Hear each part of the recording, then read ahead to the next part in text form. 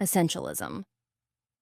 What if success isn't about doing more, but doing less, on purpose? McKeown's Essentialism is a bold rebellion against overload culture. It's not about time management, it's about energy investment. Essentialism invites us to pause, reflect, and reframe our assumptions about productivity.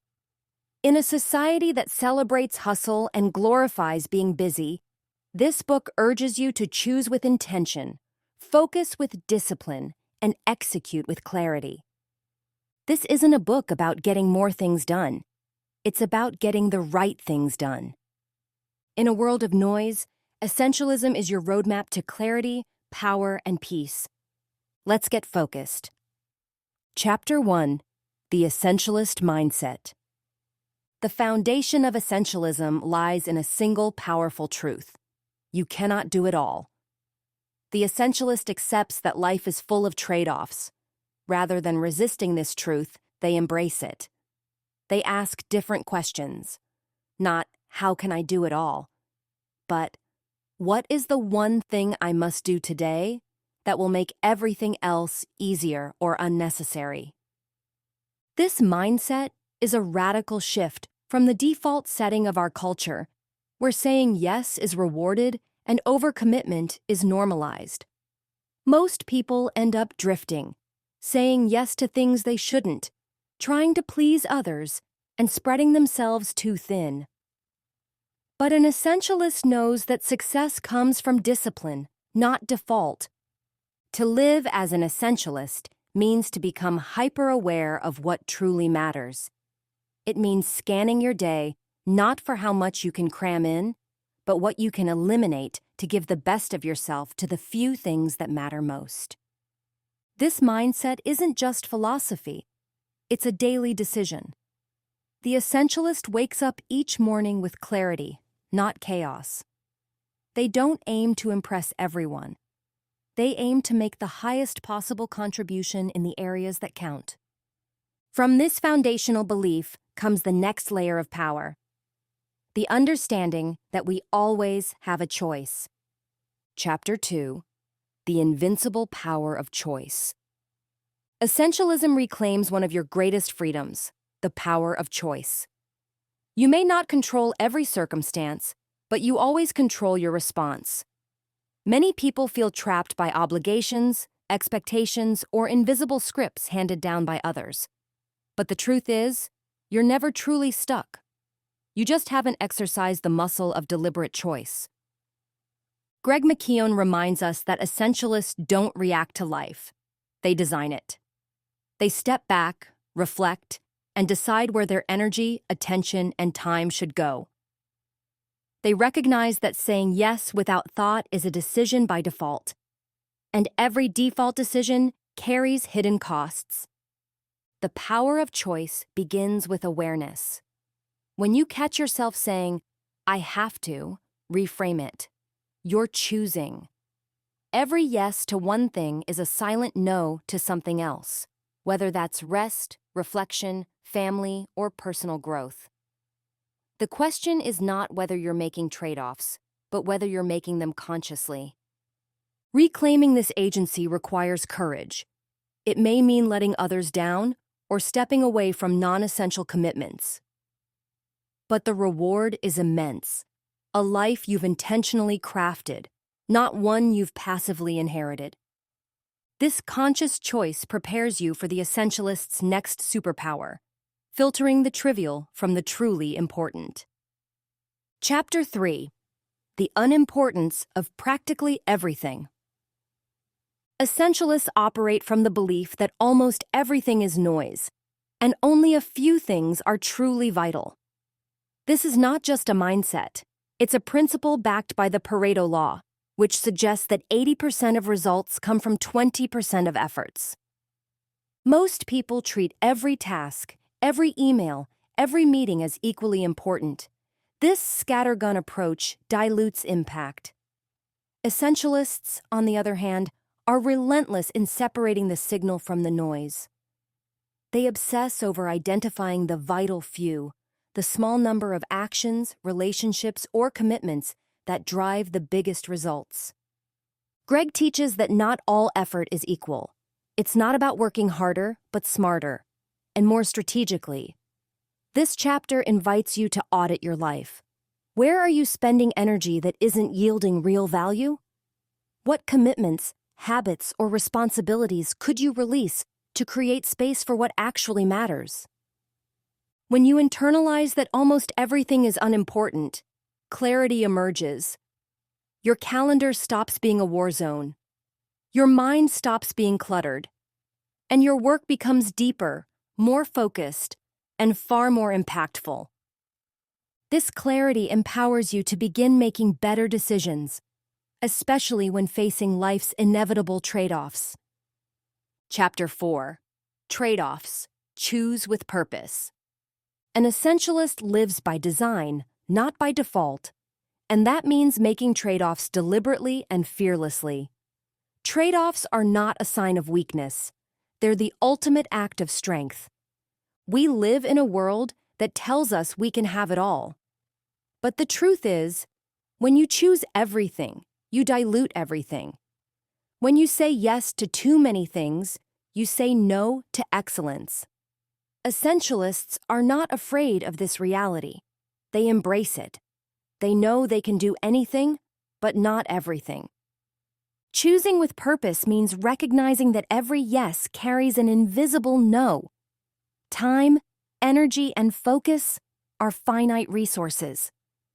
If you spend an hour in a meeting you didn't need to attend, that's an hour you didn't spend with your family, on your health, or on your purpose.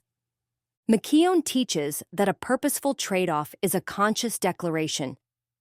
This matters more than that. And sometimes, that means disappointing others. But the essentialist is not in pursuit of popularity. They're in pursuit of a life that matters. To master this skill, you must ask better questions.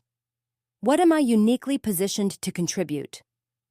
What will have the highest long-term impact? What am I willing to let go of in order to go big where it counts? Making smart trade-offs opens the door to discovering your why. Chapter 5. Clarify your why. Without clarity of purpose, every opportunity looks urgent. Every request feels equal. Every distraction becomes a detour. Essentialists don't live this way. They protect their purpose like a priceless treasure. Purpose is your internal compass. It keeps you centered when the world pulls in 1,000 directions. It's what guides your decisions when emotions cloud your judgment. Greg explains that people without a clear why are easily manipulated by others' agendas. But when you have a deeply rooted purpose, you don't just make better choices, you make aligned ones. Clarifying your why doesn't happen overnight. It's a process of introspection, of stripping away the expectations of others and asking yourself, what do I truly value? What contribution am I here to make? Once you know that, the fog lifts. Saying no gets easier.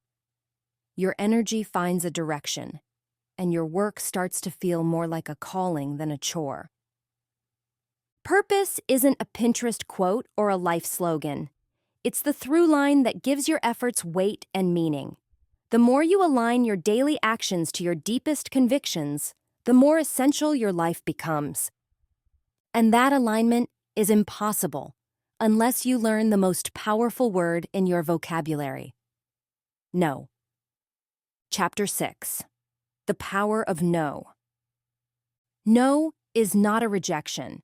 It's a redirection. It's a declaration of boundaries. It's the essentialist's shield.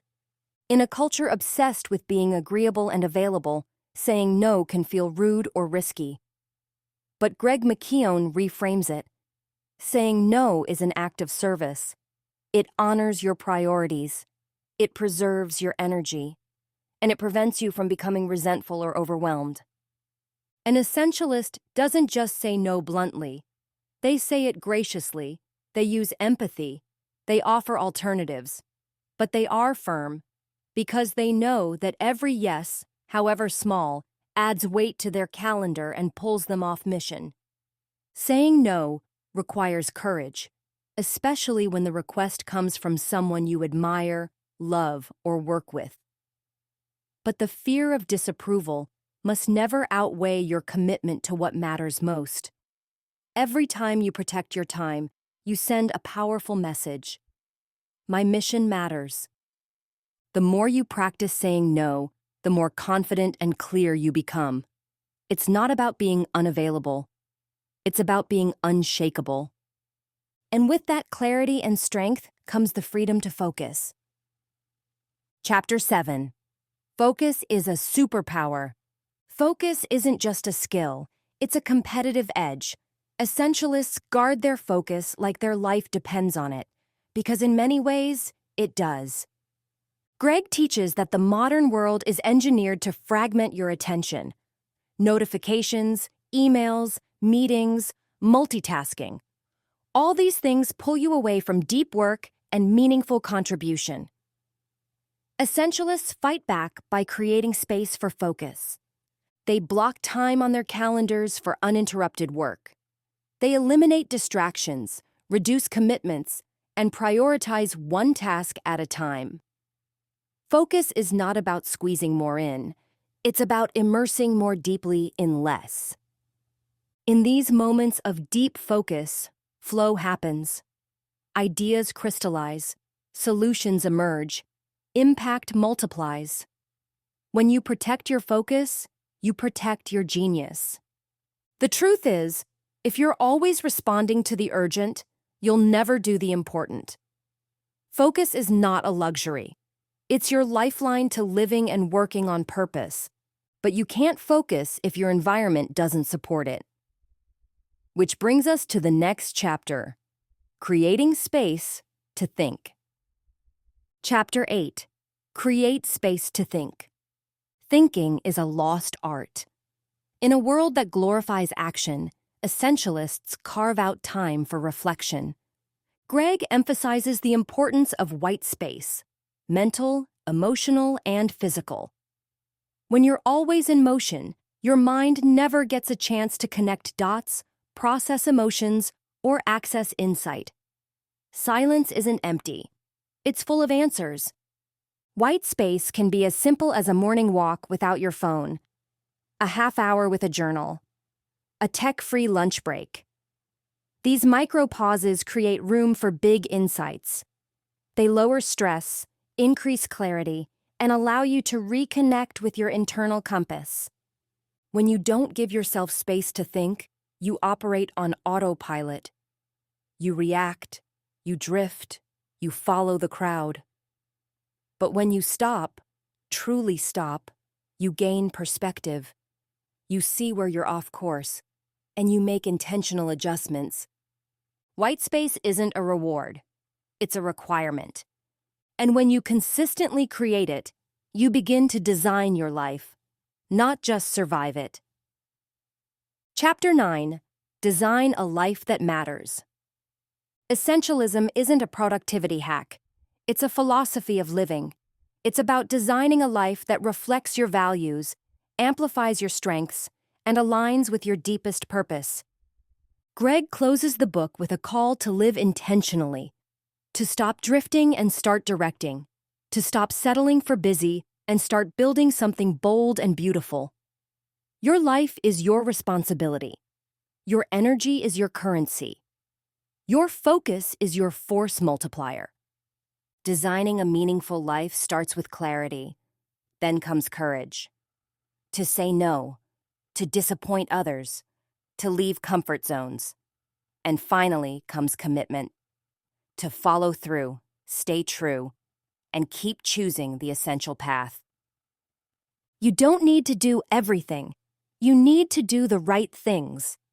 Because the quality of your life is determined not by how many things you do, but by how well you do what matters most. This isn't about perfection. It's about progress. One decision at a time. Become an essentialist. Busy is not a badge of honor. It's a warning sign.